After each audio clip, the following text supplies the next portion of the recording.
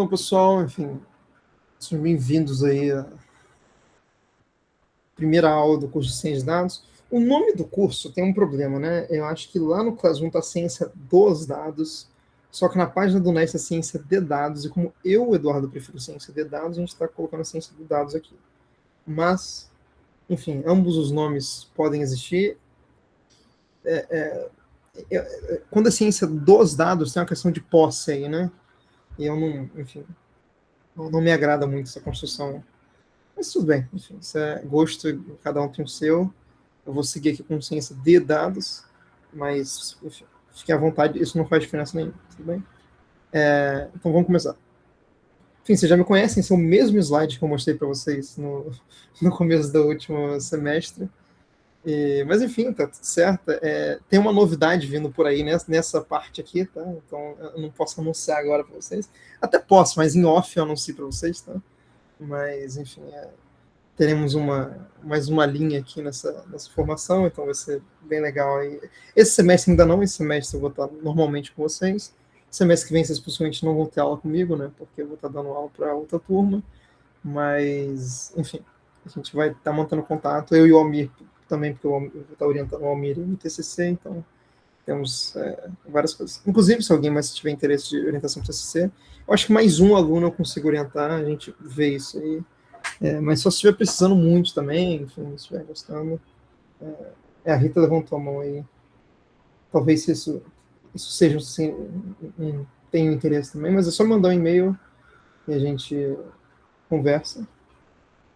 Não tem problema nenhum, tá? Beleza, então a ideia, eu estava pensando, cara, que curso de ciência de dados eu dou para vocês? Porque, primeira coisa, o que mais me assusta nesse curso é que ele está sendo dado depois de redes neurais. O que, se você for pensar numa ordenação, não faz muito sentido. Aliás, não faz sentido algum, né? Porque, vamos lá, eu tenho graduação em ciência de dados, tudo bem? Eu fui estudar redes neurais no terceiro ano, sabe? Mas eu já tinha tido, 2 anos e meio ali de preparação, né? Então, claro que vocês foram ter redes neurais depois de 1 ano e meio, mas vocês não tiveram ciência de dados propriamente dita, né? Então, eu parei pensar, cara, o que ciência de dados quer dizer nesse sentido, né? Vocês viram o cálculo 3 sem VO2, exatamente, né? Enfim, vocês são uma pequena coxa de retalho, tá tudo bem. Eu entendo isso, né? Mas tá tudo bem, enfim. Quando fizeram faculdade, né, que eu recomendo que todos vocês façam, eu já conversei bastante com vocês sobre isso, né? Quando vocês forem fazer faculdade, enfim, vocês vão aprender tudo na ordem correta e vai ser a segunda vez que vocês vão estar aprendendo, então vai ser mais fácil. Enfim, é isso, tá? Mas aí o que eu pensei? Pô, eu gostaria que vocês saíssem daqui podendo pegar uma vaga de analista de dados júnior. Né? Talvez vocês não consigam uma vaga dessa, porque normalmente ela vai pedir nível superior, mas eu até nem recomendo, porque eu acho que é mais importante vocês fazerem na faculdade. Inclusive, essa aqui é a blusa nova da Bound do semestre passado também. Então, eu já estou usando aí para divulgar. Mas se vocês pudessem conseguir uma vaga dessa, eu gostaria que vocês estivessem preparados para ela. E o que isso significa fazer? Né? É você conseguir pegar uma planilha ou alguma coisa que tem dados sendo alimentados, vamos pensar aí num pipeline, né, numa sequência de dados, um caminho, e conseguir gerar informação a partir daí, né? Inteligência. Então, você conseguir fazer um dashboard, você conseguir fazer uns cálculos, um relatório. Enfim, é algo que eu gostaria que vocês ficassem capazes de fazer. Mas, claro, eu podia, enfim, falar o básico com vocês por 3 semanas, vocês já sairiam mais ou menos sabendo fazer isso. Então, eu vou construir primeiro bem os fundamentos, que eu acho que vocês não poderiam sair do NES sem saber. Então, a gente vai começar por Linux, por Bash, né, por Git, que vocês vão usar Git ao longo desse curso também, porque, enfim, para pensar que faz sentido. E é isso, enfim, vamos seguir. Eu estou sem hora aqui, tudo bem. Então, a ideia vai ser o quê? Você está vendo que esse slide ele é mais curto, ele tem 13 slides. Então, a minha ideia é gastar aí uns 40 minutos, 50 minutos nesse slide, 40 minutos. E aí, depois, pegar e abrir aqui hoje, como é Bash, eu vou usar o terminal para falar com vocês, mas daqui para frente, quando a gente começar a usar Python, vai ser um Jupyter Notebook. E vai ser um Jupyter Notebook, não um Marino, que foi aquele outro que eu mostrei para vocês outra vez, porque para vocês é melhor usar Jupyter Notebook, né? Que muitos de vocês usam o Colab, né? Então, no Marino eu acho que não funciona bem no Colab, então eu enfim, compreendo que vale a pena usar o Jupyter no caso de vocês. De novo, a gente vai ter exercício semanal e vai ter os projetos A1 e A2 igual da última vez. Tem até que, não está aqui escrito, mas lá no GitHub já tem mais ou menos o que vai ser cada um. Eu acho que na 1 eu vou pedir para vocês limparem um banco de dados, e na 2 fazer um dashboard. Eu imagino que vai ser isso o trabalho. Tá bom? Enfim. E claro, vocês vão ter que apresentar. Vocês sabem como funciona já, enfim. Não tem nenhuma novidade aí da maneira que eu gosto de trabalhar. Né? Então aqui tem o que a gente vai abordar no curso, tudo bem? Então hoje a gente vai falar de Linux e de Shell, de Bash. Né? Tem a parte de desenvolvimento de software que eu gostaria de falar com vocês. Depois a gente vai falar de NumPy, uma aula só de NumPy, uma aula só de pandas, uma aula só de visualização, uma aula só de banco de dados. Depois a gente começa mais a parte de ciência de dados mesmo. Então a gente vai falar de feature engineering e como tratar, né, pipeline de dados. Depois a gente vai ter a parte mais, assim, mais aplicada, eu diria. Isso daqui eu não sei se já tiveram contato com Web Scraping API, que é você pegar um conjunto de dados da internet, por exemplo, você transformar a internet num conjunto de dados. Né? Então, por exemplo, você quer fazer um dashboard que elenca os tópicos mais relevantes para uma certa busca. Aí você pode... Como é que você cria esse banco de dados? Você vai lá e faz um scraping, né? Você extrai da Wikipedia, por exemplo. Entendeu? E aí, como é que você faz isso? Você tem que usar uma ferramenta de web scraping. Tem várias delas. Né? As mais famosas são o Beautiful Soup e o Selenium, né, hoje em dia. Elas têm uma diferença intrínseca em como funciona, a gente vai falar sobre isso. Né? Clusterização, que é uma coisa importante também, que é você agrupar dados. Então, você não sabe direito qual é a origem daquele dado, você não sabe se existe uma rotulação, e você quer classificar ele de alguma maneira. Busca textual, que é uma coisa legal também. Então, por exemplo, você tem, sei lá, um conjunto de música do Spotify, e você quer achar a música pela letra dela. Como que isso funciona? Né? Isso é um problema relevante. Isso tem a ver com o NLP, que a gente vai ter uma aula mais falando sobre NLP também, que é processamento de linguagem natural, né? Natural Language Processing. Séries temporais, então tudo que envolva que a escala seja no tempo, clima, ação, e etc., né? Temperatura e tal. A parte de ETL e dashboard, que é a parte de pipeline de dado. ETL significa Extract, Transform e Load. Né? Tem ELT também, que é o outro lado da moeda. Então, mais uma parte de modelagem informacional que eu quero falar com vocês. E depois a avaliação. Isso daqui é o que em inglês a gente fala que é uma tentativa, né? Tipo, é o que eu espero fazer. Pode mudar, tá? E pode ser que eu faça diferente, porque eu ainda tenho que dedicar. Isso aí eu pensei, tem pouco tempo que eu montei essa grade. Pode ser que chegando perto eu perceba que não faz muito sentido e fazer igual eu fiz a última vez, que eu dei uma mudadinha no meio do caminho, né? E aí, enfim, eu quero motivar vocês porque de Linux, né? E é uma coisa que é interessante porque pode ser que vocês conversem com algum... deixa eu colocar vocês aqui de volta. Pode ser que vocês conversem com alguma pessoa da computação, algum matemático, algum cientista de dados, algum cientista da computação, e ele te fale assim, eu não uso Linux, eu uso Windows e sei lá, velho, assim, tipo, Linux é paia. Ele pode te falar isso. Só que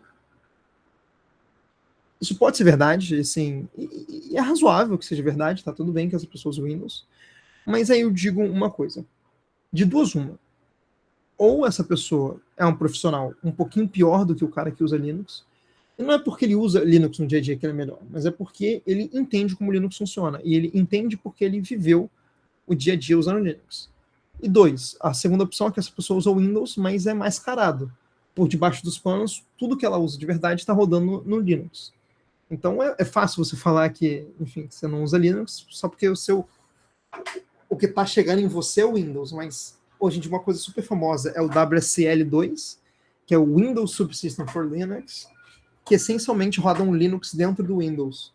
E é a maneira, assim, é a única maneira que você tem para rodar vários programas, porque o Windows não funciona.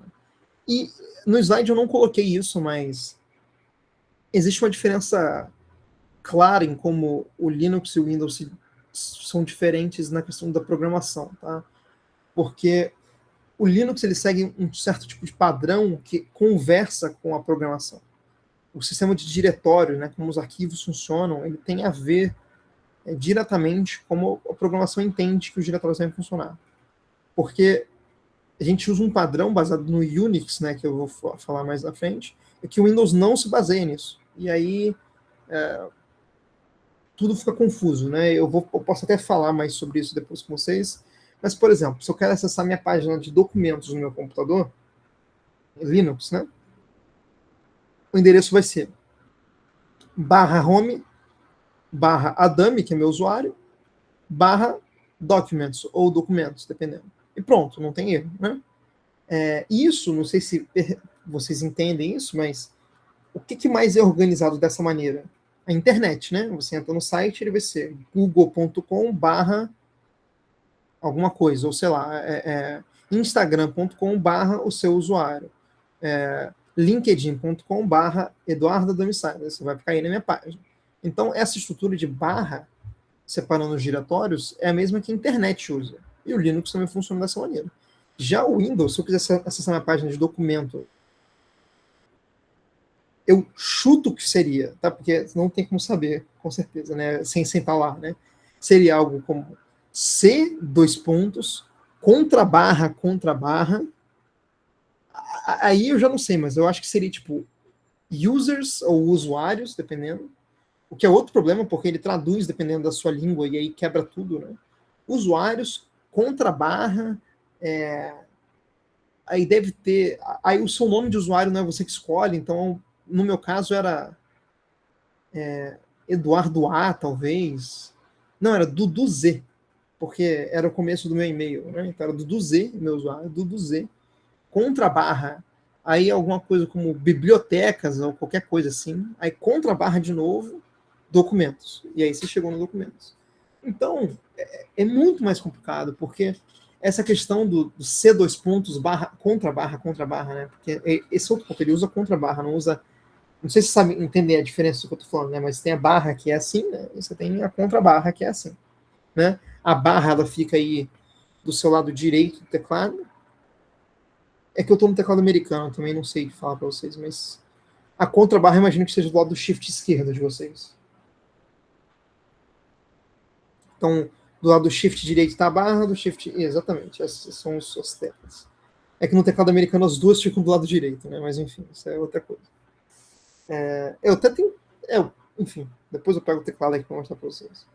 Mas isso é uma diferença grande, porque pensa que você escreveu um programa que vai lá e pega um arquivo na sua pasta e executa ele.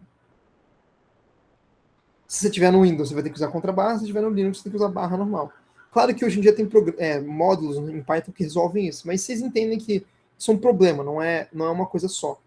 E aí entra a grande questão que é: o Linux é gratuito, ele é open source, o código dele é gratuito. Então, assim, é muito melhor você fortalecer o lado do Linux do que tentar forçar o Windows como padrão. Porque além dele ser incompatível com o que já há por aí, ele é pago, né? E está dentro da Microsoft, que, enfim, engole e engloba muitos serviços e te obriga a usar eles, né? Eu não sei se vocês tiveram a experiência de tentar usar o Microsoft Edge alguma vez, né? Que é o navegador do Windows, que você abre lá e aí ele pergunta assim, você quer vender sua alma? E você coloca, não. Aí aparece, você tem certeza que você não quer vender sua alma? Você coloca, não. Aí, então por que você não loga nisso daqui? Aí você põe, não. Não. Aí você, beleza, pô, odeio o Edge. Aí você vai lá e clica, põe no Google assim, Google Chrome Download. Aí você vai lá, baixa. Aí você clica no Google Chrome, antes de abrir o Google Chrome, aparece uma notificação no seu Windows. Sua tela fica preta, aparece um negócio falando assim, você tem certeza que você quer mudar para o Chrome? O Edge é tão legal, por que você não usa o Edge? Então, assim, Eu acho que isso já é um indicativo para vocês que não é legal usar as coisas da Microsoft, tá? Então,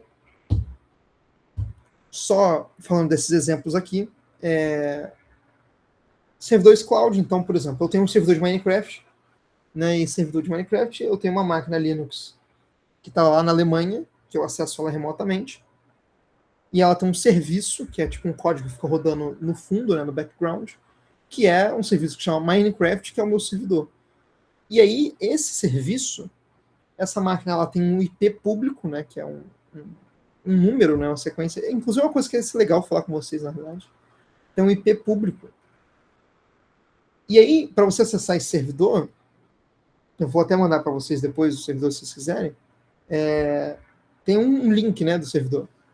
E como é que esse link funciona? Eu tenho uma outra máquina, aliás, é a mesma máquina, na realidade, que eu tenho o domínio e ela conecta nessa máquina, e essa máquina faz uma coisa que a gente chama de proxy reverso, que ela conecta, entre aspas, o link, né, tipo, penso google.com com o IP.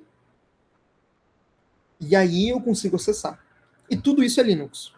Em particular, tem muita coisa aí que é Docker também. O que é o Docker?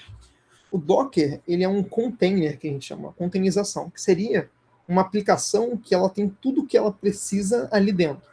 Então, ela tem só uns pedacinhos do Linux que você precisa. E por que isso é bom? Porque acaba com aquela questão de funciona no meu computador e não funciona no seu. Porque você coloca tudo lá, qual versão do Python, qual versão do Linux que você está usando o pedacinho dele e etc. Né? HPC é computador de alto desempenho, né? Então, os computadores de alto desempenho todos hoje usam Linux, nada usa Windows. E o ETL foi o que eu comentei, que é tratamento de dado. Né? Você pegar um dado, extrair, transformar e carregar. E se tiverem qualquer dúvida, vocês fiquem à vontade aí para falar. Tá? Então, só falando do Unix rapidinho, teve esse projeto Multics, né, que foi lá no MIT, que foi quando eles tiveram essa primeira ideia de um sistema operacional com a cara do Unix, e em 69 criaram o Unix. Então você vê que é bem antigo, né? E a ideia era você ter vários programinhas que faziam uma única coisa, então você modularizar o sistema. E logo depois, a maioria das universidades nos Estados Unidos já tinham Unix nos seus computadores. E aí eu quis trazer para vocês aqui essa timeline aqui, que eu vou comentar com vocês por cima. Vocês estão vendo meu mouse, eu imagino, né? Eu consigo colocar até isso aqui, se for o caso.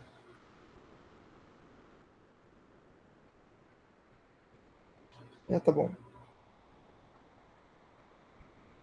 Eu queria apagar isso aqui, na realidade. Não consigo.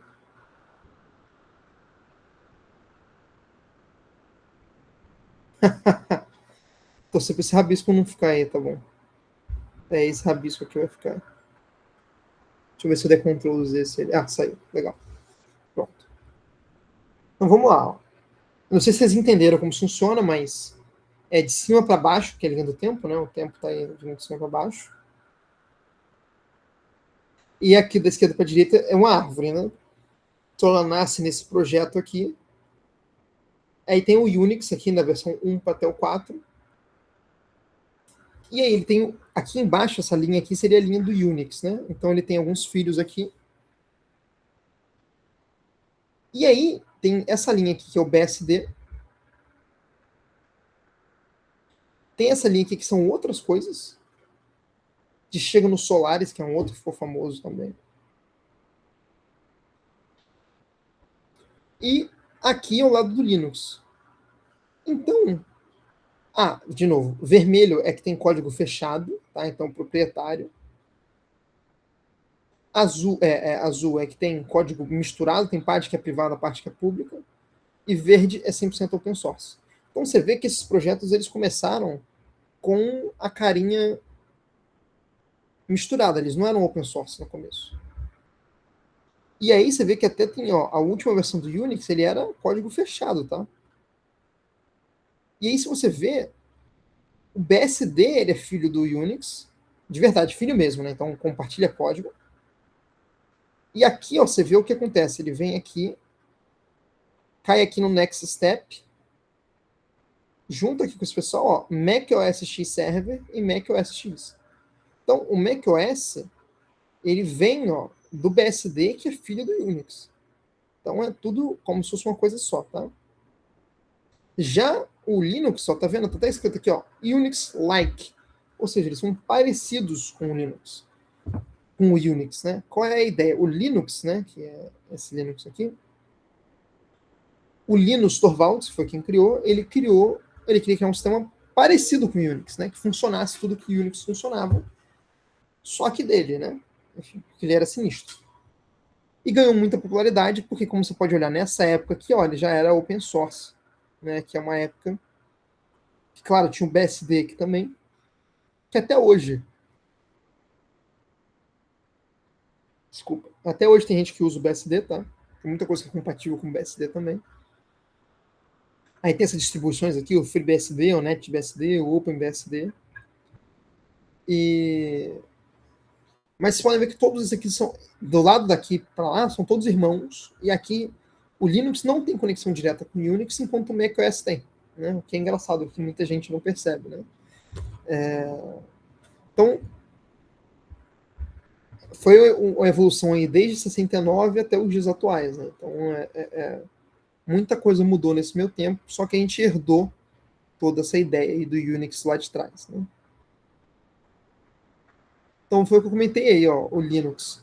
O Linus Torvalds, ele criou o kernel do Linux, né? O kernel é o software principal que gerencia os recursos do sistema, tá? E, essencialmente, pessoal, ó, hoje todos os servidores usam Linux, o seu celular Android usa Linux, o supercomputador, a internet, né, as conexões de internet são efetuadas em Linux, tá?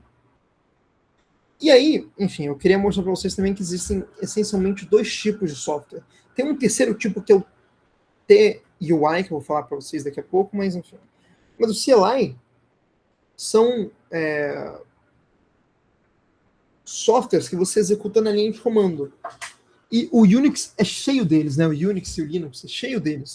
É um arquivo, um software só para mover um arquivo de um lugar para o outro, um para copiar, um para criar uma pasta. São vários comandozinhos. Em particular, o interpretador do Python, que se chama Python também, tá? São duas coisas diferentes, mas eles têm o mesmo nome. É um CLI. Então, você vai lá no seu terminal, se você digitar Python, espaço, o nome do arquivo que você quer executar, ele vai executar no terminal. Então, esse é um tipo de software, né? Os softwares é Command Line Interface, que é CLI significa. Tem os TUI também, que são os Text-Based User Interface, se não me engano.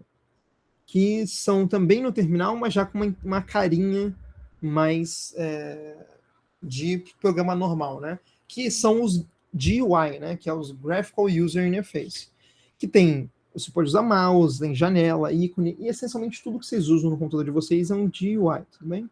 Ou GUI, como a gente fala no Brasil, né? E aí um exemplo que tem para vocês é um Clash Royale, né? Que é um programa GUI que você, enfim, você usa aí a ponta do seu dedo para usar e, enfim, se vocês quiserem, vocês podem fazer o Clash Royale também.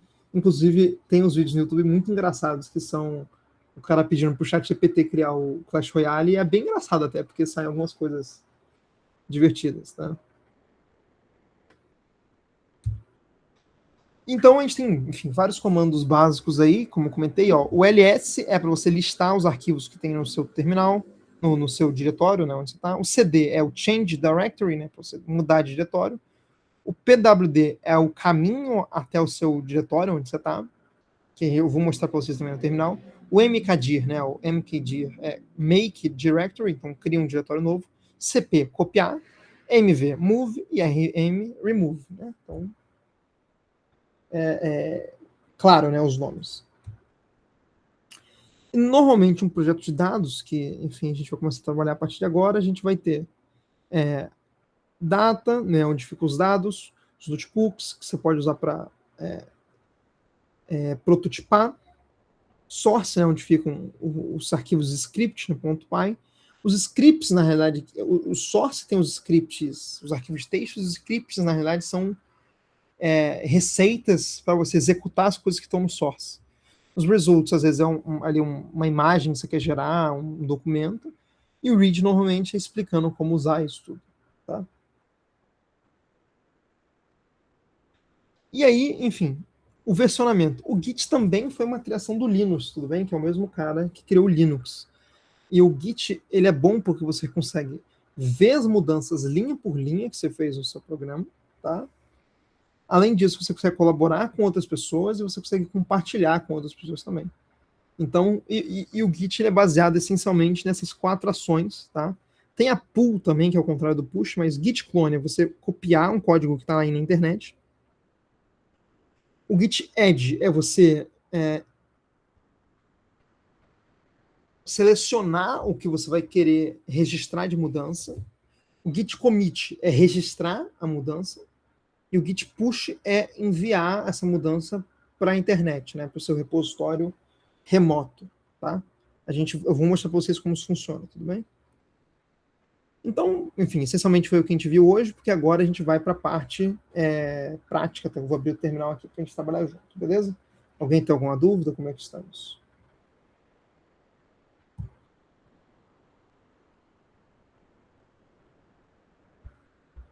Mandando dislike? Você não gostou?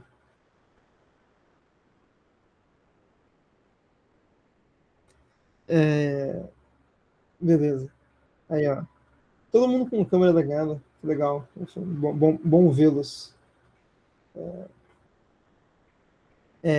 Beleza.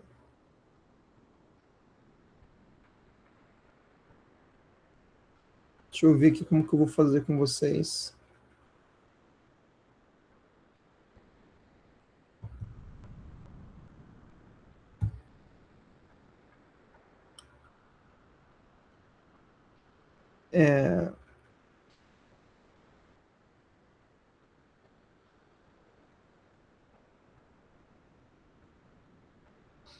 Vamos lá. Eu vou.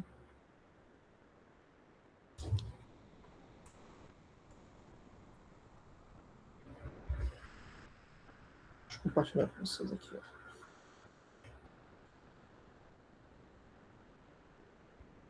Então,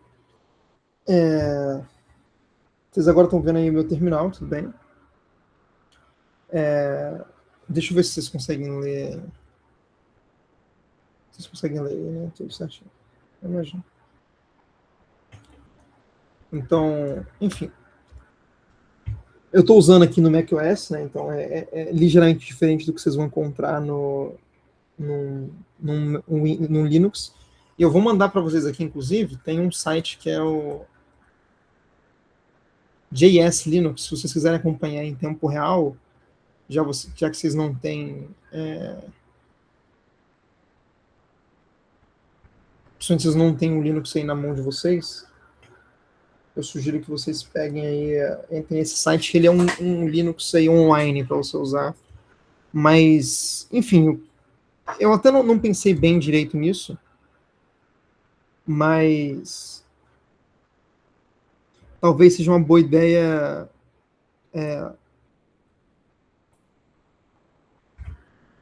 talvez falar sobre Linux de verdade, tipo, como vocês instalarem, talvez, alguma coisa assim. Eita, derrubei a luz aqui. Mas por enquanto esse terminal serve, e quando vocês usam lá o Colab, também tem um terminal, tudo bem? Que vocês podem usar para essas coisas. Então por isso que eu não vou me preocupar com isso. Mas eu posso ver também com o pessoal do NES, eles conseguem disponibilizar aí um Jupyter Lab para vocês, talvez. Seja uma boa ideia. Tá? Então, outra coisa que eu vou fazer com vocês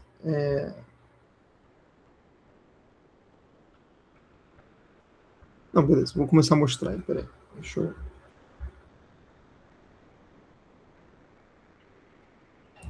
Terminal, ok. Então vamos lá. A primeira coisa que eu queria mostrar para vocês é como você navega, né, no terminal, porque é importante, vocês vão ficarem presos no terminal, tudo bem? Então, Vamos lá. Peraí, só um segundo. Isso. Por exemplo, eu vou aqui. Se vocês. Tipo, eu vou esperar vocês todos estarem, na realidade, no terminal. Deixa eu ver. Quando vocês me falarem um ok aí. Eu posso até, na realidade,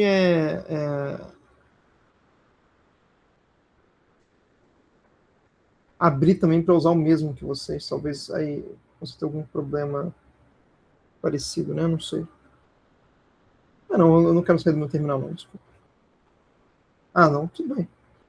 Enfim, eu vou seguir aqui, a gente vai. Vocês podem ver depois com calma, tudo bem? Vamos lá. Então, se vocês estiverem no terminal, vocês vão digitar normalmente ls, tá? Que é o que vai mostrar o que você tem aí, beleza? Então, enfim, você está vendo que tem esse monte de coisa aí no meu computador. E o que normalmente você faz é você vai ir para alguma pasta que você quer trabalhar. Caiu de novo aqui, a luz, desculpa. Precisa achar um tripé, tá apoiado em cima da garrafa, a luz. Então, eu vou para os documentos aqui, barra, por exemplo, eu estou aqui agora em. Até a redes neurais, que era o curso que eu dava para vocês antes, mas agora está aqui no Git. E esse é o ciência de dados. Se você apertar Tab, normalmente ele completa, tá, com o que tem de mais próximo. Então, agora eu dei um ls aqui, mostrei o que tem. Tá? Clear, né, como vocês viram, limpa o terminal. Tá? O meu terminal ele é cheio de frufru, você tá vendo? Ele tem as coisinhas aqui em cima, mas é porque, enfim, eu já sou cavalo velho, né? Mas o terminal normal, ele é uma parada meio assim, né? Que é o que vocês vão ver, na verdade, tá? Tem essa cara aqui, ele é mais secão, tá? Mas o que eu uso é um terminal que chama ZSH, né? Ele não é um terminal que chama ZSH, mas é enfim, um tipo de bash, né? De shell script que eu uso é esse. Beleza. Então, a primeira coisa que eu queria falar para vocês é que os comandos, você só digita eles, por exemplo, ls, e ele executa e rodou. Então, normalmente eles têm um comportamento padrão. Se eles não tiverem, então, por exemplo, deixa eu pensar num programa que não tem um comportamento padrão. Pandoc, talvez eu tenha o Pandoc, ó. Eu acho que ele não fez nada, se ele fez alguma coisa deu errado, né? E uma coisa que você faz para parar um programa, que é o que ele está executando aqui sem fazer nada, é você digita Ctrl C, tá? Ctrl C ele para a execução. Mas, enfim, deixa eu pensar num outro. O wget, por exemplo. Viu? Ele reclamou, falta o URL. Então, Nossa, desfocou minha câmera, né? Desculpa. Ainda tá desfocado?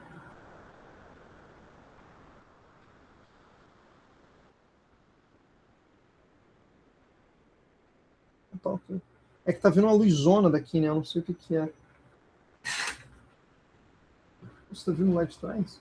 Engraçado, né? Eu não tô conseguindo identificar de onde tá vindo essa luz aqui, porque não tem. Tá coberto. Mas enfim. Tudo bem, eu vou virar um pouquinho aqui a câmera. Eu posso colocar aqui assim, então, se eu posso, talvez melhor. Beleza, assim tá melhor. Eu acho, né? Então você vê, ele reclamou que faltou alguma coisa. Então alguns programas eles não têm uma funcionalidade padrão. Mas o ls em particular e o clear também, ele funciona sozinho. E aí tem uma coisa que a gente chama de flag, né? Que é tipo bandeira, que seria o nome. Tá? Então a mais comum que vocês vão conhecer é o // help. E nesse caso, você viu, ele falou que não é reconhecida essa // não, perdão, né? / help. Ele falou que não existe essa opção. Porque às vezes os programas mais antigos, como o ls, não tem mesmo. Talvez ele tenha H. Viu? Nem funciona o H. Você talvez tenha um man ls. Viu? Que aí o man é de manual. E aí, enfim, aqui eu tenho o manual do ls, como usar o ls. E, enfim, aqui tem várias informações sobre o que cada flag faz. E eu não sei se vocês estão percebendo um padrão, mas quando é apenas um tracinho, ó, quando é um traço, é só uma letra. Quando são dois traços, é uma palavra. tudo bem? Isso é importante, isso é um padrão a se seguir. Porque normalmente um traço, se você coloca mais de uma coisa, por exemplo, o ls, se eu coloco ls-l, olha o que ele faz. Ó, esse é o ls normal, vamos mostrar a diferença. ls normal, ls-l.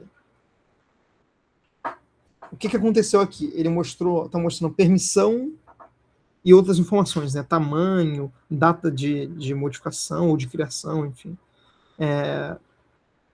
Parece mais coisas. Se eu coloco ls-s, ele mostra esse númerozinho do lado aqui, né? Que eu imagino que...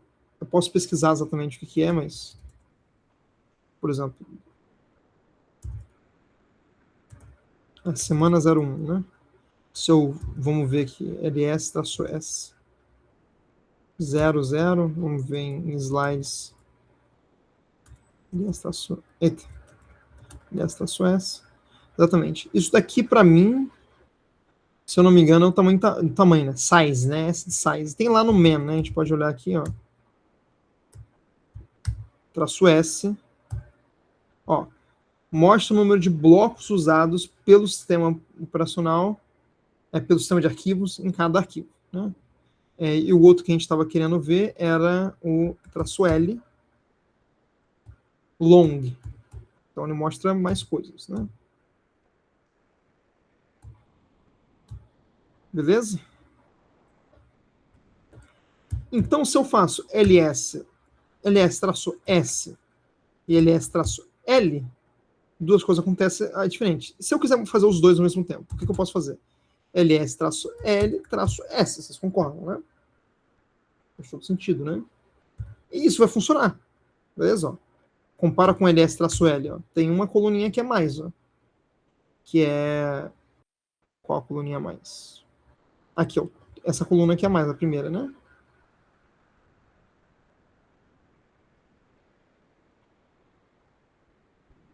Só que, além disso, eu não preciso fazer ls-l-s, eu posso fazer ls-ls. Eu posso fazer também ls-l-a. Qual é a diferença? Apareceu esses dois aqui, o ponto e os dois pontos, que são ocultos. Se eu faço só ll-a, ele mostra só aqui.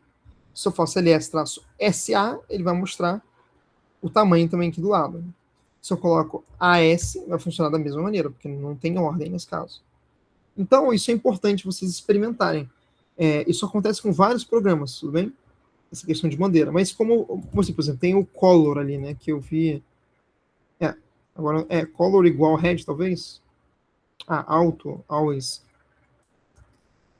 Eu não vou mexer nisso aqui, que eu não sei exatamente. Mas eu vi que tinha esse color ali, né? Vamos ver se tem mais traço. É só o color que é traço. Mas enfim, você vê que até agora a gente só com ls, cd. Porque se eu dou cd 2 pontos, eu volto. cd ponto, eu fico no mesmo lugar, porque o ponto... Enfim, viu, too many arguments, né? Se eu põe pwd, ele vai mostrar onde eu tô. Se eu coloco isso daqui, ó,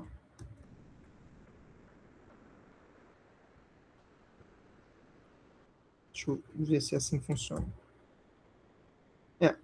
Enfim. Eu queria fazer uma outra coisa, na realidade. Mas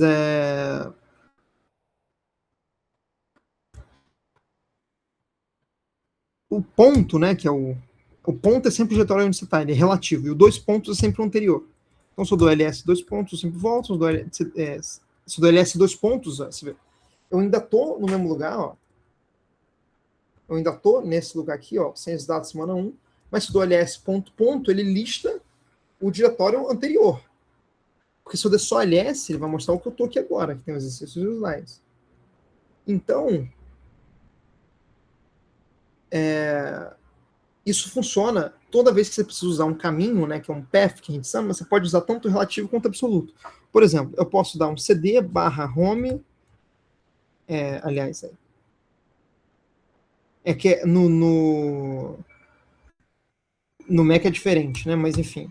Mas esse tio barra funciona tanto no Mac, tanto no Linux, que é o seu home.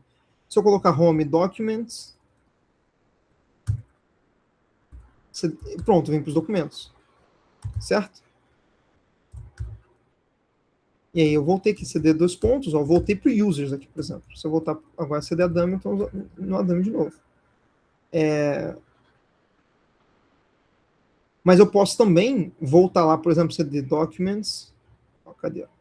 Setinha para cima, volta tá, os comandos que você executou. Documents, Git, ciência de dados. Voltei aqui, ó, absoluto. Mas se eu tiver só no Git, que é onde eu estou aqui agora, eu posso dar só CD ciência de dados, que ele vai para lá, pronto. Que foi relativo. Seria a mesma coisa eu dar CD ponto barra ciência de dados. Mas se eu estou aqui, eu já estou na ciência de dados, por exemplo. Ó. Eita, peraí, foi coisa demais aqui, né? Deixa eu ver quantos. Eu quero mostrar o level.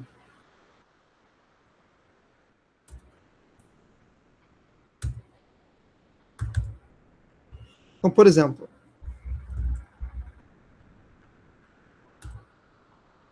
eu estou aqui agora, né? Eu estou no ciência de dados. Vamos supor que eu quero vir aqui para o repositório edu. Eu não preciso fazer cd cd edu. Eu posso simplesmente fazer cd. Agora eu vou voltar lá, cd barra ciência de dados. Que aqui eu estou voltando um diretório e indo para frente. Então, o relativo funciona muito bem. Tá? Isso é muito importante. Só que lembra que o relativo tem um problema. Depende de onde você está executando o programa. Então, se você coloca um programa que executa só coisa relativa, às vezes, se você mudar de lugar, ele quebra, né? Para de funcionar. Certo? Alguma dúvida?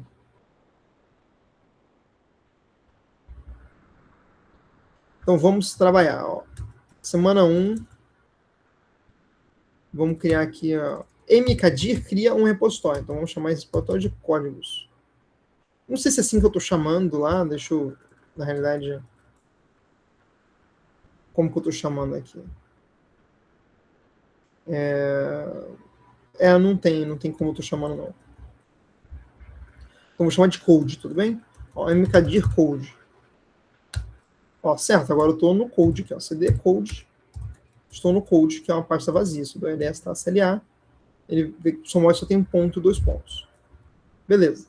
Como que eu crio um arquivo vazio no terminal? Touch. Então, por exemplo, vamos criar o touch aqui, ó, readme.md. Né? Com um touch, né, eu vou criar um arquivo chamado readme.md. Então, se eu vier aqui, ls.la, tem aqui o readme.md. Eu também podia criar o código legal, um snake case, né? Legal, .py. E ele vai estar aqui também, ó, tá vendo? Tá até azulzinho. Então, você cria um arquivo vazio, beleza?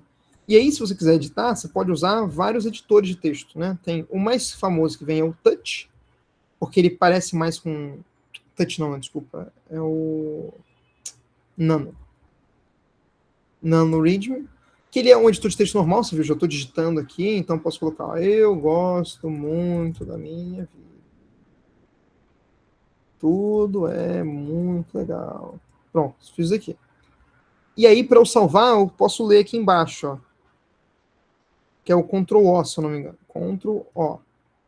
Aí, eu dou Enter, salvou. Aí, para eu sair, eu dou Ctrl-X.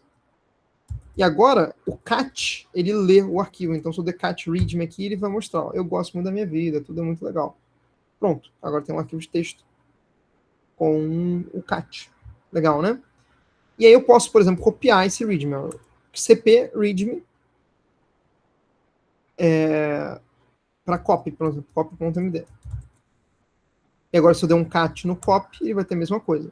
Se eu abrir o copy, e agora eu vou abrir o copy com outro editor, que é um bem famoso também, que é... Antigamente existia o VI, tá? Então vamos lá no copy. E se você vai ver que eu estou começando a digitar aqui, ó, deu merda, tá, inclusive. Voltar.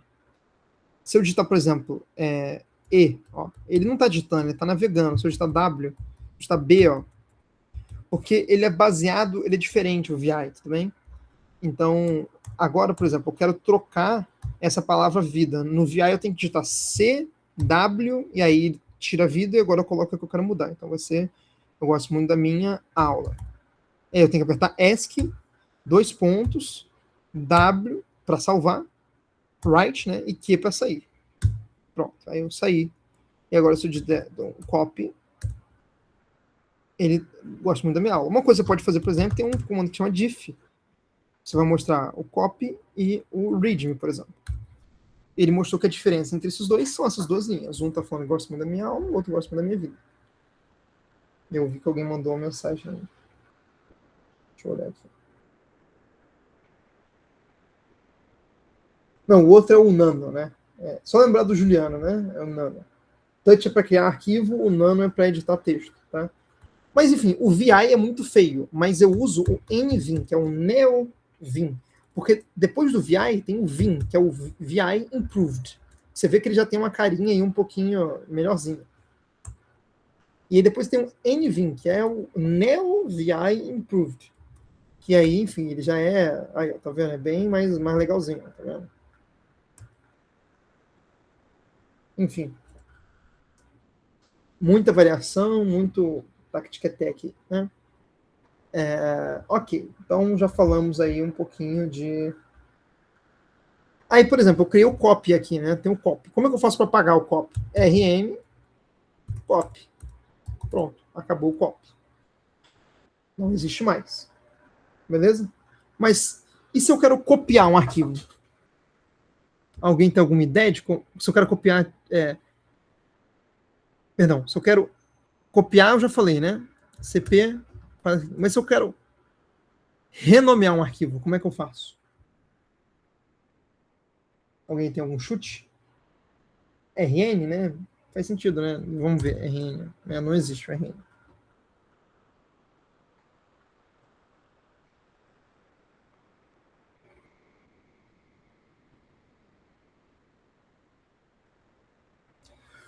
Eu vou tentar dar aí uma ideia para vocês. Por exemplo, eu vou criar uma pasta aqui, ó, mkdir, novo. Aí tem uma pasta novo ali, tá vendo? Aqui, ó, novo. Ah, eu coloquei errado, né? Esse código legal.py, eu dei um mkdir, não um touch, né? Por isso que ele ficou azulzinho, né? Então, você vê que se eu tentar dar um rm no código legal, ele vai brigar, ó, porque é um diretório. Como que eu apago um diretório? Tem duas maneiras. A maneira mais razoável, quando ele é vazio, é um rmdir. Aí apagou, tudo bem? Mas, por exemplo, ali o novo. Se eu quero mover o readme para o novo, como é que eu faço? Move readme para o novo. Aí eu dou o nome que eu quero lá, readme. Ou só, enfim, novo. Ele entendeu que agora eu não tenho mais aqui. Se eu der CD novo, tá aqui, ó, tá dentro do novo agora. Se eu quiser trazer de volta, eu posso dar mv novo barra readme, ponto. Que aí eu quero que ele traga para cá. Pronto. Tá aqui. Agora que eu mostrei para vocês, assim, como que vocês acham que eu deveria renomear um arquivo?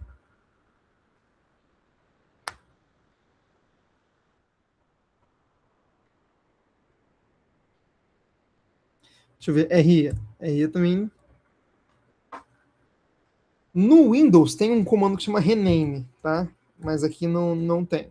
Como que você faz no Linux? Você move para o mesmo lugar. Então, se eu pego um readme, eu movo ele para, sei lá, texto.md. Pronto, agora ele mudou de nome, essencialmente.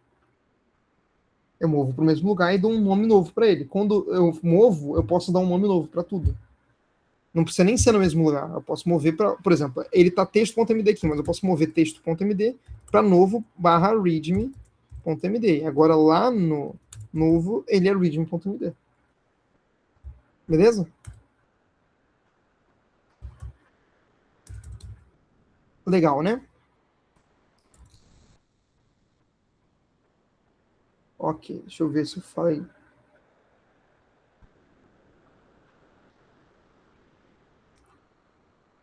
Isso é legal. Então, por exemplo, eu vou baixar aqui agora, eu tenho salvo aqui uma aula que eu falei sobre... não, eu tenho mais alguma coisa para falar para vocês. Vamos lá. Primeira coisa. Tá vendo que eu tenho ali o novo, né? Ó, CD novo. Tem um negócio dentro dele. Se eu tentar dar um rmdir para apagar ele, ó, ele não deixa, porque não tá vazio. Se eu tentar F, não deixou também, ó. Brigou tudo. O que a gente faz nesse caso? A gente dá um RM, traço, se eu der traço F, F é force, beleza? Novo. O que acontece? Também não deixa, porque é um diretório. Então eu tenho que colocar RF, porque o R é de recursivo. E aí, pronto, agora ele apagou. Tudo bem? Isso serve para copiar também. Então, se eu vou criar aqui de novo, novo 9 agora, que chama 9. E aí eu vou criar dentro do 9, vou criar o touch9 readme.md. Eu quero copiar essa pasta. Se eu digito copiar 9 para, vamos digitar novembro, 9 de dezembro, ó, não deixou, porque é um diretório. Aí eu tenho que digitar cp-r, recursivo. E pronto, agora eu tenho dezembro e o novembro, que são iguais, essencialmente. Tudo bem? E aí, se eu quiser criar uma pasta dentro da outra, então, por exemplo, eu quero criar mkdir nova, né? Então vamos criar outubro aqui, por exemplo. Outubro. Se eu quero criar outubro.novo, ele não deixa, porque eu não posso criar um dentro do outro. Mas se você usar a tracinho P, ele deixa. Agora eu já tenho a pasta outubro, e dentro do outubro eu tenho novo. Tá vendo? CD novo. Tem esse programinha que chama Tree, ó, que ele mostra como se fosse uma arvorezinha, tudo que tem dentro.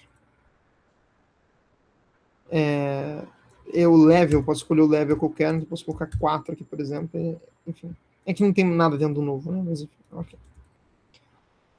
Para baixar um arquivo, você pode usar o wget, que você só pega e coloca a URL do que você quer baixar e ele baixa. Então, aqui eu tenho o link do texto do Shrek, tá? O script do primeiro Shrek. Tá tudo aqui, ó. Como eu mostrei para vocês, o cat, ele lê tudo, né? Até que tem umas coisas que eu já fiz da outra vez, ó. Por exemplo, o que isso daqui faz? Ó? Ele mostra quantas vezes tem a palavra burro no texto. Mas, enfim. O que eu quero mostrar para vocês, na realidade, é que é muito poderoso você usar só comandos de texto, tudo bem? Então, o que eu quero mostrar para vocês é o grep também, porque o grep, ele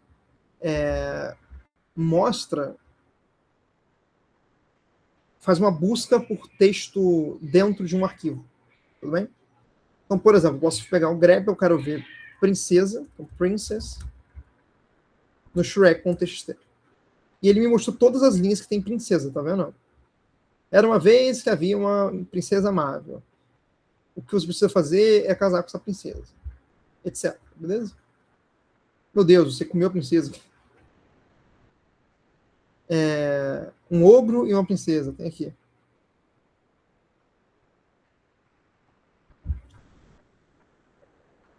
E aí tem várias coisas que você pode fazer. Então, por exemplo, se eu coloco o traço I, aparecendo várias outras. Por quê? Porque ele ignorou se é maiúsculo ou minúsculo. Então apareceu princesa agora com P maiúsculo aqui. Certo?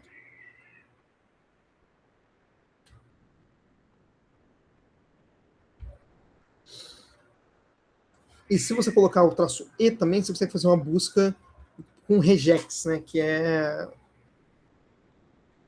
com esses padrões regulares, né? Então, por exemplo, o que você pode fazer você tem que colocar uma string aqui. Então, ó, aqui está funcionando. Se eu quiser ver ou princesa ou, por exemplo, burro, é assim que eu faço. Agora tem ou princesa ou burro. Que é o pipe, né? Que é o shift contra barra aí, que vai estar do lado esquerdo do teclado de vocês. Só que, não sei se vocês perceberam, eu estou usando como um argumento aqui o Shrek.txt, né? Mas eu posso pegar o Shrek.txt aqui e eu posso jogar essa saída desse texto com o grep, com o cat, né, que está cuspindo, dentro do grep, igual está aqui, inclusive, né? Eu posso chegar, ó, todas que tem burro. E além disso, eu posso pegar isso e jogar nesse outro programinha, que é o... Eita, peraí. Que é o WC, que é o word count, né? Contador de palavras, e eu quero contar quantas linhas tem. 29. Isso daqui seria a mesma coisa que eu colocar grep w shrek.xt. Tá vendo? Só que aqui eu tenho o pipeline, que é o que eu falei. Então, ó, primeiro eu leio, depois eu faço uma busca e depois eu conto. Legal, né? Isso tudo com um mínimo, é um comando só. E ele é todo bem escrito, né? O SED, que é o outro programa que eu queria mostrar para vocês, ele é para fazer alteração de texto.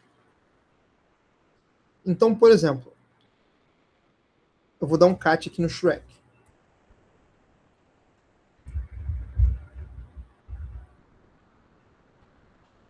Se eu quiser mudar, por exemplo, todos as palavras de Shrek, por exemplo, para uma outra palavra, então eu posso pegar um sed, até tá aqui, por exemplo, né? Mas como que funciona? Eu faço uma busca, né, S de search, vou buscar por Shrek, aqui tem outro, mas eu vou fazer, por exemplo, posso mudar para eu, né, tipo Eduardo. E aí, se eu não colocar o contra barra G, o barra G aqui, ele só vai fazer na primeira ocorrência, o barra G faz global. Então, barra G, e aí, enfim, Shrek.txt. E aí ele cuspiu um outro texto aqui, você viu que ele não salvou. Aí o que você pode fazer é colocar um tracinho assim, ó, que ele cospe no arquivo. Então eu vou escrever aqui o Eduardo.txt. É o Eduardo.txt, se eu pegar dar um cat no Eduardo.txt e um pipe, um grep e Eduardo, você vai ver, tem o texto aqui, ó. Eduardo Search, no que seria. Sabe uma coisa que eu gosto de você, Eduardo? Enfim, Eduardo ri, né? Eu rindo exatamente agora. Então, você não precisa abrir um editor de texto para trocar todas as ocorrências de uma palavra por outra. Você não precisa dar um Ctrl F. Você pode usar um negócio como esse aqui, né? E tem, por exemplo, um programa que é o Find também, que você consegue procurar arquivos. Então, por exemplo, posso usar tipo Find, exatamente. Não, eu não quero deletar, né? Mas tipo, Find no ponto. Aqui não tem nada. Deixa eu dar um CD. Por exemplo, eu quero encontrar todos que tenham .md. Ele mostrou aqui, ó, todos que tem MD. O asterisco quer dizer que é tudo. Isso é regex. Eu vou até mandar para vocês aí uma referência de regex, tudo bem? Outra coisa que você pode fazer é pegar, enfim, por exemplo,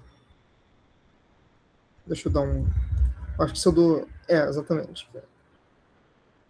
É que não é assets, né? Aqui eu não estou mais no lugar certo, né? Semana 1, hold. Tá aqui o Shrek? Tá aqui. É que é só espaço que ele colocou. Ele ordenou. Inclusive, tem que ver o que é essa ordenação que ele está fazendo aqui. O que ele está fazendo? É que é tudo traço, né? Aí. Enfim, tá ordenando pelo. Cada caractere tem um código, né? Mas, enfim. O que você pode fazer. Deixa eu ver se eu. Por exemplo, vamos fazer uma coisa legal aqui. Vamos pegar o Eduardo.txt. Vamos pegar todos os ocorrências de Eduardo, beleza? Aí a gente vai ordenar. Sorte. Ok? Então tá ordenado. Pra gente manter aí o padrão. Aí aqui, ó, eu tô vendo quantas ocorrências únicas tem. Cada um tem ocorrência única, né? Então, aliás, não, ó, tem uma frase que acontece mais, ó. Eduardo, exclamação. 3. Aí eu posso pegar aqui, ó. Quando eu dou um sort, NR, eu tô pegando por essa primeira coluna aqui, ó. Então, ó, o que mais acontece é Eduardo, exclamação. E aí eu posso pegar só o top, se eu faço head, ele pega só o top 10. E aí, por exemplo, Eduardo, exclamação é a frase que mais acontece. Mas você pode fazer isso, por exemplo, se você tem uma lista de coisas. Por exemplo, você tem uma lista de votação. Você pode usar exatamente esse comando aqui para executar isso. E o que é mais legal? Eu não preciso ficar repetindo isso daqui o tempo todo. O que eu posso fazer é criar um script. Então vamos lá. Eu posso criar um script aqui. O Vim ele me deixa digitar aqui e criar de uma vez. Então vamos criar o ordenador.sh de script, né, de bash. Shell. Aí você tem que indicar primeiro quem é que é o executável, tá? Então, nesse caso, é o bin bash, que você vai usar. Você vai usar. É assim que a gente faz. Hashtag instalação bin bash. Eu poderia colocar Python aqui também, tá? E aí, o que eu escrevesse aqui agora é ser um código Python. A gente pode até fazer isso depois, tudo bem? Mas o que eu queria mostrar para vocês é que eu posso fazer exatamente aquilo. Então, por exemplo, eu posso dar um cat no $1, por exemplo. Agora não lembro se é $0 ou $1. Deixa eu ver se tem diferença entre os dois. Acho que é $1. Se não for $1, eu volto aqui e faço. Eu posso até ver se eu tenho aqui em algum lugar. Espera aí.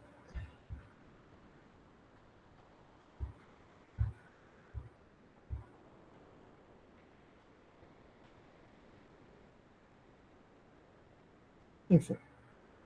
Vamos testar isso aqui primeiro, né?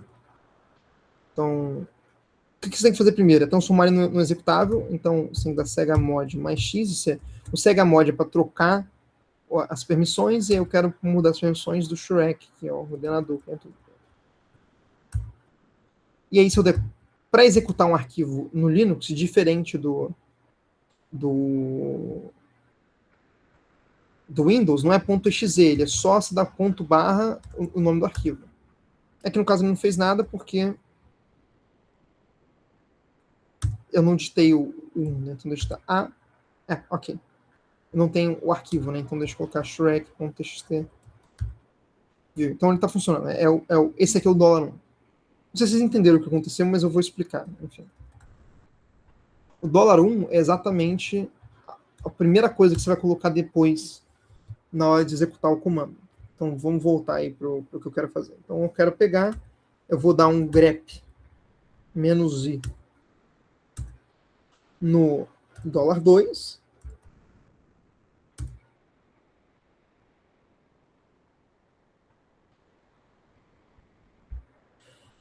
Agora não sei se eu vou colocar aqui assim dentro também, mas eu vou botar aqui $2. O que a gente está fazendo é sorte, né? Unix, sorte, nr. Tem que fazer esse sorte aqui antes, porque ele olha com a linha de baixo, tudo bem?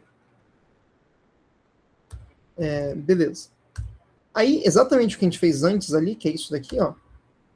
Se eu rodar o ordenador eduardo.txt, Eduardo.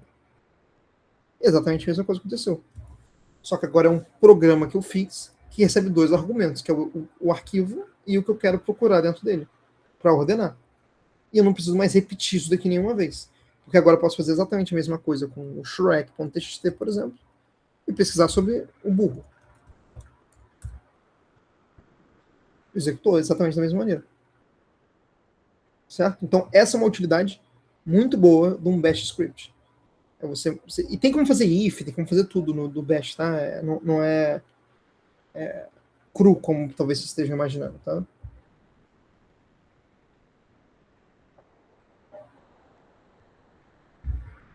Isso. Eu vi agora sua mensagem aí, Almeida, exatamente isso. Beleza. Então agora eu vou usar aí o restinho do nosso tempo para falar com vocês como é que vai funcionar os exercícios, tá, desse curso. Que eu vou tentar inovar aí, pode ser que dê certo, pode ser que dê errado, tudo bem? Mas, enfim, vamos lá. Eu não sei se vocês têm conta no GitHub, mas se vocês não têm, vocês deveriam criar agora, tudo bem? E eu vou mandar para vocês aí esse arquivo não, esse link, que é para vocês aceitarem aí o primeiro assignment, tudo bem? E eu coloquei vocês já lá, você só tem que, eu acho que, linkar a conta de vocês, eu não sei como isso funciona, vocês vão ter que me falar, tudo bem? Porque eu não tenho como saber. Mas eu importei lá do, do Google Classroom, beleza? Os 6 alunos. E aí vocês vão aceitar o, o assignment, né, que seria o exercício semanal, tudo bem? Lá no eClass, no Classroom, o que eu vou fazer é colocar o link para o trabalho e vou pedir para vocês baixarem o repositório e me mandar em zip também, para a gente ter um backup, né? Mas essencialmente, vocês só precisam mexer no repositório e, enfim, e usar.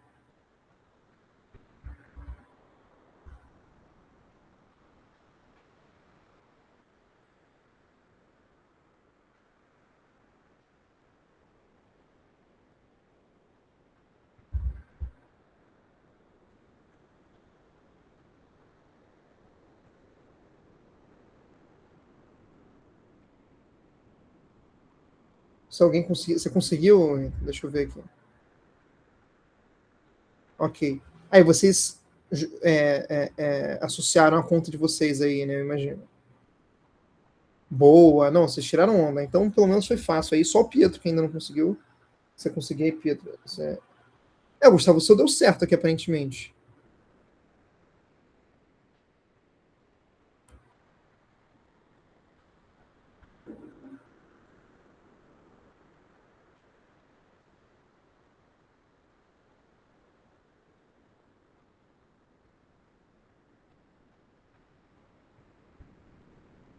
Enfim. Inclusive, eu coloquei para vocês o Open em Visual Studio aí também, para vocês olharem, tá? Para vocês poderem já executar. Não sei se vocês sabem, mas se vocês digitarem ponto no GitHub, ele já abre no VS Code Online também para vocês executarem, tá? E aí, o que vocês têm que fazer? Tem aí, ó, os exercícios.md, que está falando o que é cada uma coisa que vocês têm que fazer, tudo bem?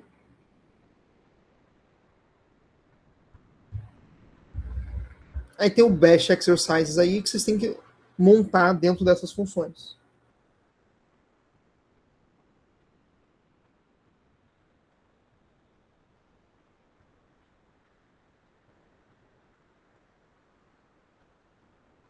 Deu esse erro aí, vocês não estão conseguindo entrar no repositório de vocês, porque eu estou conseguindo ver o repositório de vocês.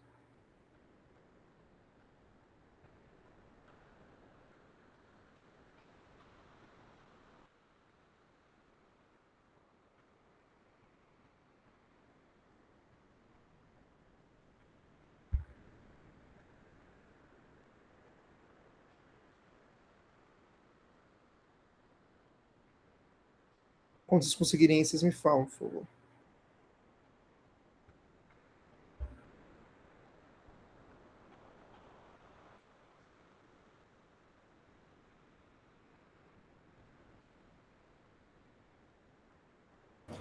Apareceu uma mensagem de que eu não teria acesso a muito tempo, teria que falar com o senhor. Eu acho que, na verdade, isso deve ser mais o prazo da lista do que outra coisa. É possível, isso é possível. Talvez eu tenha feito uma coisa errada, né? Uhum. Deixa eu ver aqui.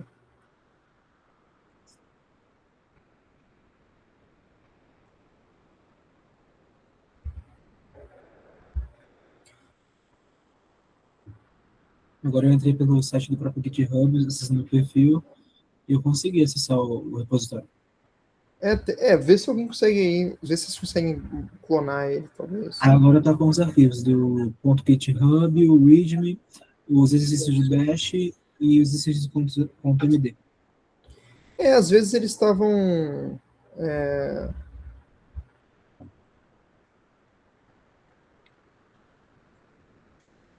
Tentem entrar pelo site próprio do GitHub. Aí vocês logam por conta de vocês e vão no perfil para a parte de repositórios. Aí vai aparecer um convite para aceitar.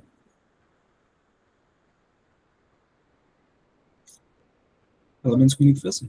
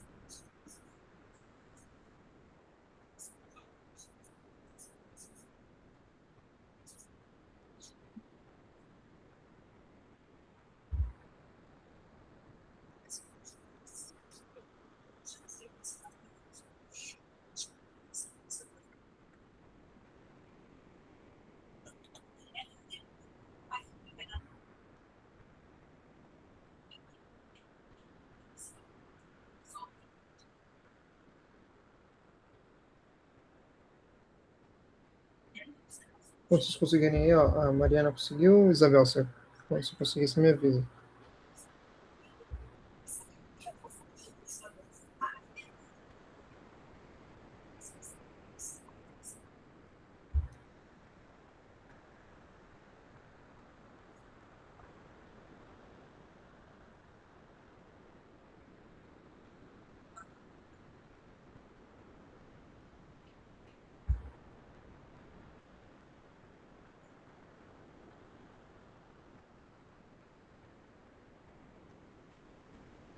A única coisa aqui é que ele está pedindo para ver o VS Code, para poder ver o readme. Não, o README tem a questão aí do GitHub, né? Tipo, você.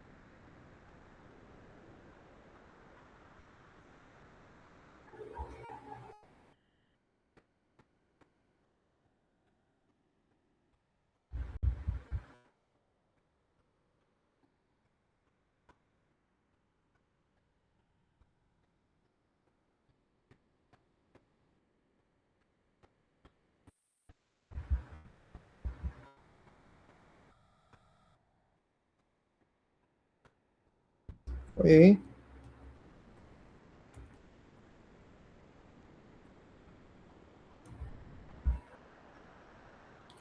Show.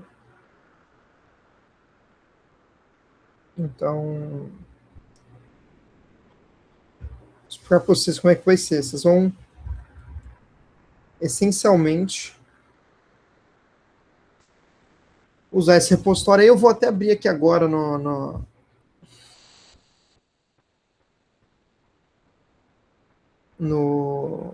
no Classroom.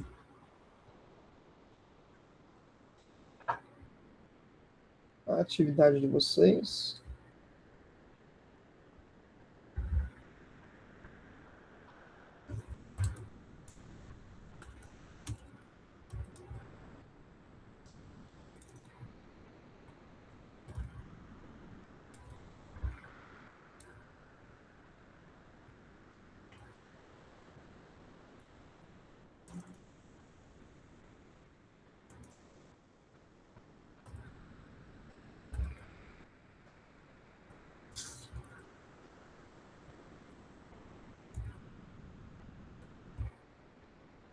Eu vou combinar com vocês a mesma coisa, né? Enfim, até o final do dia da semana que vem, para vocês poderem perguntar coisa para mim.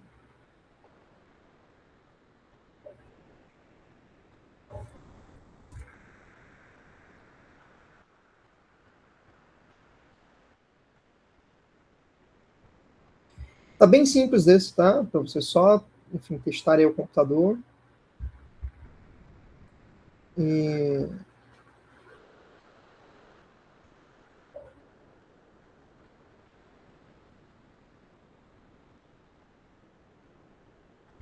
é isso. Então agora aí chegou na hora certinha de dar pausa. Então aí até mais 5 horas dou pausa. E eu vou parar de gravar, né, agora. Então, enfim, vou até parar aí agora a gravação, porque agora a gente está falando de coisas mais burocráticas e depois das dúvidas, né? Então tá bom. Aí ó, vou ficar gravado aí, parar de gravar e conversar com vocês.